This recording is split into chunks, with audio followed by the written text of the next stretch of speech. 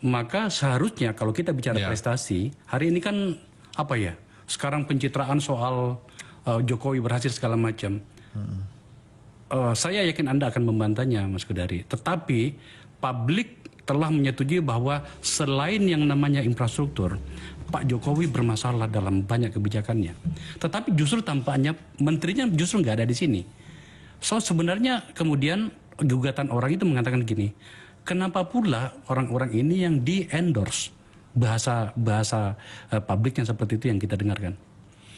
Ya pertama menurut saya bukan cuma 17 nama ini yang berjasa kepada Pak Prabowo.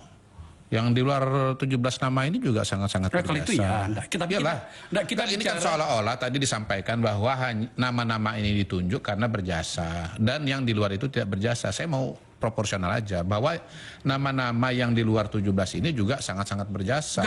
Justru tidak mulai begitu dari sebenarnya. Immanuel Ebenezer misalnya, Pak kalau itu Rahmat gini bro. Ya, Sorry, yang kedua, saya harus potong dulu. Sorry bro, dengerin dong. Saya harus mengendalikan dulu. Belum selesai, masih yang dikatakan tadi, yang dikatakan tadi dari 17 ini Hensat itu adalah dibandingkan dengan 107 menteri itu cuma 15% saja. Kenapa sorotan ke sini? Dan saya betul-betul khawatir dengan narasi bahwa Pak Prabowo ini nanti tunggu dia percaya diri. Pak Prabowo sangat percaya diri. Itu bahaya tuh narasi seperti itu. Kalau Anda punya presiden Anda ada bilang nggak percaya diri, itu bahaya. Apalagi Pak Prabowo ini, dia ini jenderal Kopassus, Pangkostrat, mendirikan partai, udah ikut pilpres berkali-kali, nggak mungkin nggak percaya diri. Percaya diri, tapi saat ini dia sedang berkompromi dengan keadaan. Ya jangan dibilang nggak percaya diri. Nah, itu kan dua hal yang berbeda itu. Saya sebenarnya melihatnya gimana? Diskusi kita ini bukan tentang Pak Prabowo ya. Lagi-lagi kan kita sudah bicara tadi bahwa dari awal tadi kita lagi bicara mengenai kabinet Pak Prabowo. Bukan, paham. Jangan lupa, silakan diputar. Pertanyaan pertama mengenai kabinet Pak Prabowo. Kenapa tiba-tiba bukan Pak Prabowo? Bukan, maksud saya ini dalam konteks bahwa Pak Prabowo tadi itu ingin membalas tanda petik pada orang yang berjasa padanya. Clear barang itu. Dia orang yang bisa berterima kasih. Tapi yang kita bicarakan sebenarnya itu ada dua tokoh. Pak Jokowi dengan Pak Prabowo. Sebenarnya Hensat ingin mengatakan begini. Pak Hensat ingin mengatakan begini sampai dia bilang begini, masih bertahan lama nggak ini? Ada lagi nih, tampaknya ada orang yang tak juga merasa cukup hingga kemudian kita harus keluarkan kata cawe-cawe itu lagi. Itu loh maksudnya sebenarnya. Itu kan pandangan Bang Hensat. Mungkin juga untuk sampai level tertentu pandangan Bang Akbar. Saya menolak pandangan itu. Enggak apa-apa. Menurut saya bahwa ini semua adalah kabinetnya Pak Prabowo. Iya itu clear. Lah kenapa jadi clear lagi? Nah, itu kan tadi clear. Anda kan sibuk mengatakan Bukan, bahwa instruksinya tadi Pak kita kan Jokowi. membahas persepsi. Tolong ya dicabut kalimat. Tunggu. Kalau judulnya kalau Anda meyakini bahwa memang Pak Prabowo itu dominan. Makanya saya mesti membedakan antara wapres. judul, nggak ada soal wapres antara judul dengan persepsi. Judulnya itu memang kabinet Pak Prabowo, itu kita sepakat. Tapi persepsi publik kan boleh enggak. Kalau persepsi saya itu linear antara judul dengan inti. Justru itu makanya saya sedang memperjelas pandangan yang dijelaskan atau disampaikan Bang Hensat dengan bedanya pandangan saya. Gitu. Saya bedanya itu cuma kan beliau juga mengatakan ini cawe-cawe. Ini instruksi jelas. Ini judulnya kabinet Prabowo ini. Iya, ya sudah. Tapi kemudian dijelaskan ini komposisinya ada berbagai persepsi. Ada orang-orangnya Pak Prabowo. Semuanya berkontribusi. Ada orang-orang yang 17 di antara 107 cuma 15%. Kenapa ngangkat-ngangkat yang 15 seolah-olah ya ini semua menafikan yang sisanya tadi itu berapa saya udah hitung tuh 83 itu paling tidak 97 malah. Sorry 90. Kalau menteri doang 30%. 90. Iya. Teman-teman sekalian. Ya 30% kan bukan mayoritas. Saya ambil lagi ya.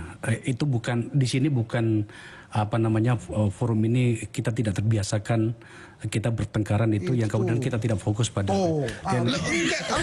Siapa yang gak fokus? Kalau saya fokus betul dari tadi. Kalau saya fokus betul, saya menyimak Bang Hensat, saya menyimak Bang Akbar, dan saya berusaha fokus. Gini. Ya, yang saya maksud itu begini. Sebenarnya justru yang kita mau bahas itu adalah bagaimana kita maju selangkah dalam hal berpolitik. Tanggal 20 yang akan datang itu akan ada presiden baru dengan seluruh komitmennya terhadap rencana-rencananya dan programnya. Oke? Nah, tapi juga kan kemudian kita ini masih berada di kawasan kebudayaan timur. Mungkin saja ada persepsi mengatakan mungkin saja Pak Prabowo merasa nggak enak segala macam lah.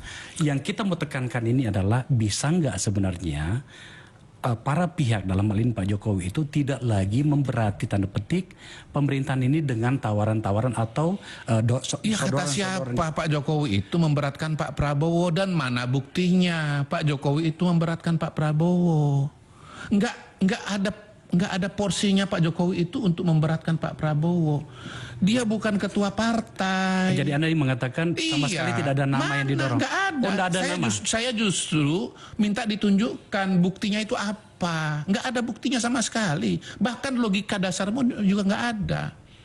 Bayangkan Pak Jokowi itu bukan ketua partai. Iya, udah. Dari mana dia mau menuntut ini dan itu kepada Pak Prabowo? Nggak ada ceritanya, nggak ada jalannya. Jadi kita sudah dapat jawaban nih.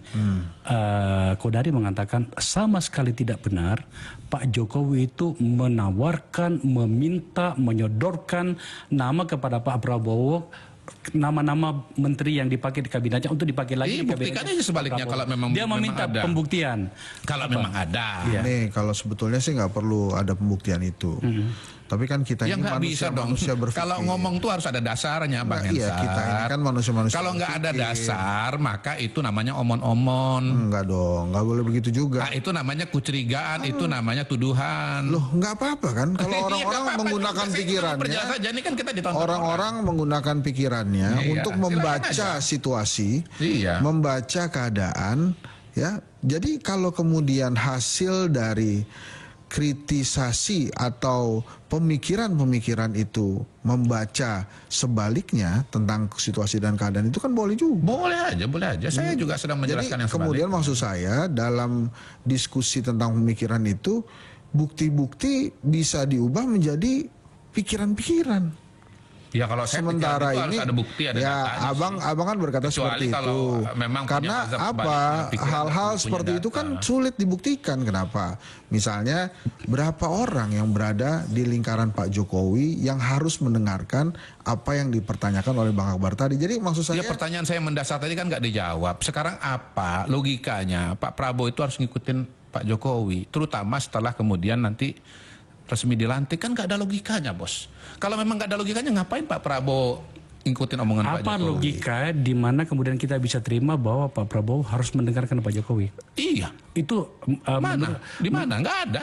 Logikanya yang Anda bukan mendengarkan ya. Kalau mendengarkan pasti mendengarkan lah ya. Tapi wajib mengikuti sampai keluar kalimat kabinet instruksi Jokowi itu. Ada itu yang saya bantah. Quote and quote. Quote and quote dibaca dong. Ya apa bedanya dengan tanpa quote?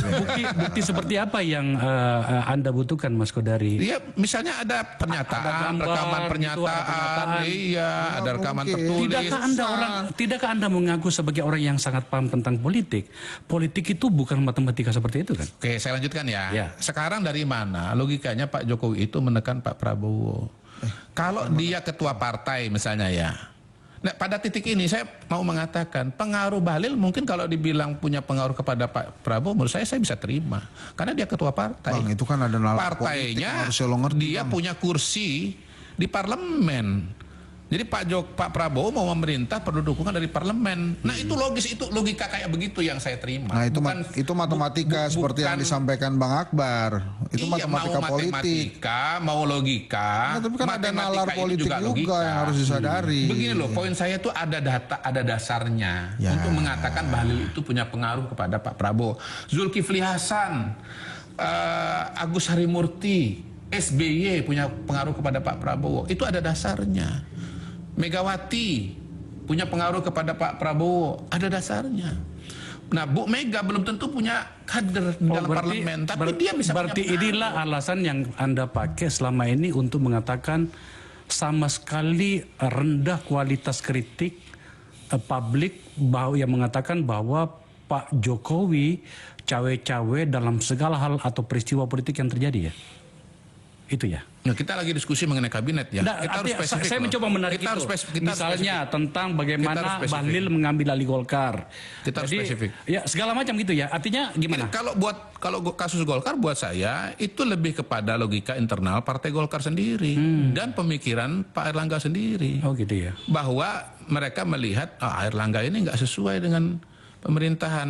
Kita ini partai Golkar, partai pemerintah, nggak mungkin kita tidak bersesuaian dengan yang berkuasa, dengan presiden. Gitu. Nah, Erlangga sendiri juga melihat situasi dan kondisi, waduh, memang kelihatannya saya kalau mau maju lagi ini berat dukungan, ya mundur. Ini sebenarnya masih berkaitan ya, tapi saya coba tangkapi bagian ini. Di mana ya di dunia ini ada sebuah partai besar menang di pemilu, tidak ada apa-apa, tiba-tiba mundur begitu saja, dan menyerahkan kepada orang di luar dari internalnya. Coba aku pengen tahu logika politiknya gimana, bro?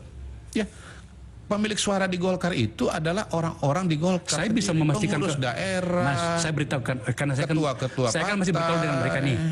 Saya bisa pastikan dan saya bisa mendengarkan mereka bahwa sebenarnya itu mereka lagi guncang gara-gara itu. Sampai sekarang masih guncang loh. Iya, mana pernyataan guncang? Ah, itu dia. Oke.